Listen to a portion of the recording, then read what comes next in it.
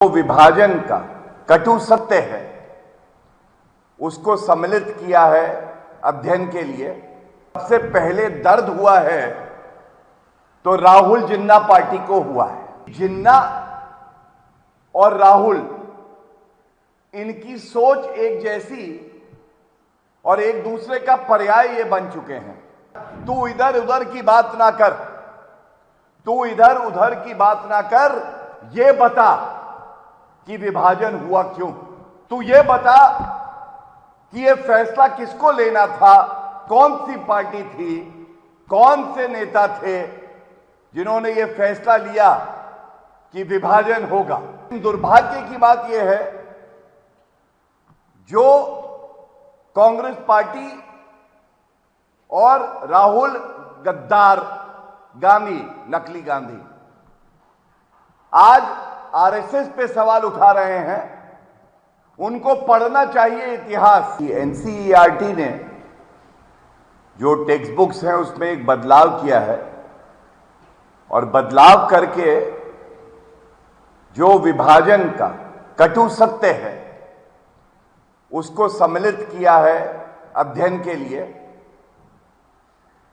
इस सच को रोकने के लिए और सामने ना आए, सबसे पहले दर्द हुआ है तो राहुल जिन्ना पार्टी को हुआ है।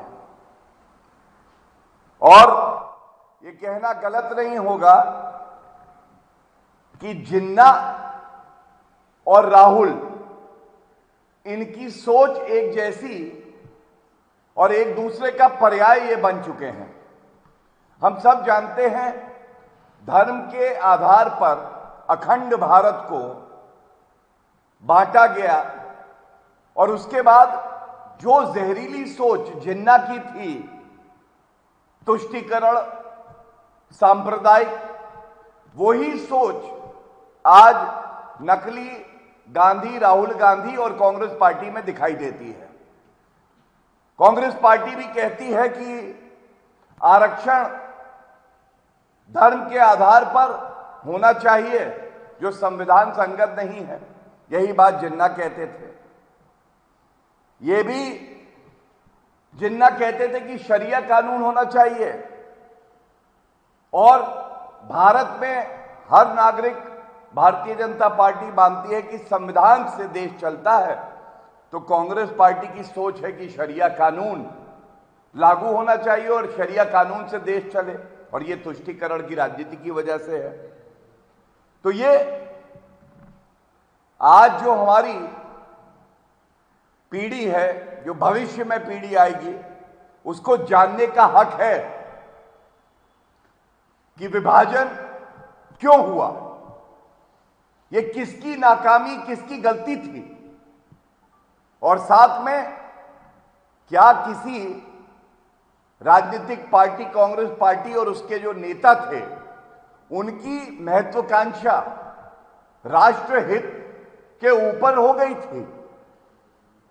जब ये सवाल पूछे जाते हैं, जब विभाजन के बारे में एनसीईआरटी की किताबों में लिखा जाता है, तो कांग्रेस पार्टी ध्यान कहीं और केंद्रित करना चाहती है।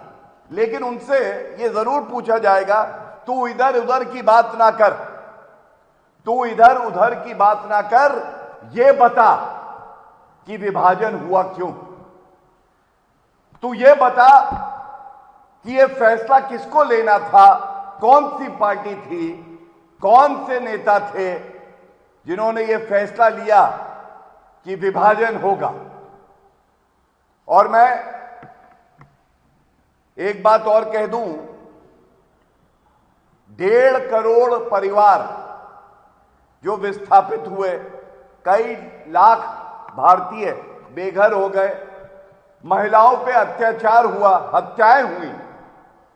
अगर ये खून बहा, अस्मिता को कुचला गया, तो ये केवल कांग्रेस पार्टी और जवाहरलाल नेहरू, इनकी गलतियों की वजह से। और इसीलिए मैंने कहा, जब स्वयं की महत्वाकांक्षा राष्ट्रहित पे भारी हो जाती है तो ये जो अमिट चोट है ये देश को लगती है और ये हमारे इतिहास में काला धब्बा जो है ये कांग्रेस पार्टी की देन है। बड़े गर्व से ये बात कहता हूं कि आदरणीय प्रधानमंत्री जी ने जब लाल किले की प्राचीर से आरएसएस का नाम लिया तो करोड़ों देशवासी गर्व की अनुभूति कर रहे हैं। लेकिन दुर्भाग्य की बात यह है जो कांग्रेस पार्टी और राहुल गद्दार गांधी, नकली गांधी, आज आरएसएस पे सवाल उठा रहे हैं। उनको पढ़ना चाहिए इतिहास। क्या यह सत्य नहीं है कि जवाहरलाल नेहरू जी ने 1963 में जब गणतंत्र दिवस की परेड में, क्योंकि आरएसएस ने अहम भूमिका निभाई थी भारत चीन युद्ध में और भारत की सेवा करी, नागरिकों की सेवा करी, तो उनको आमंत्रित किया।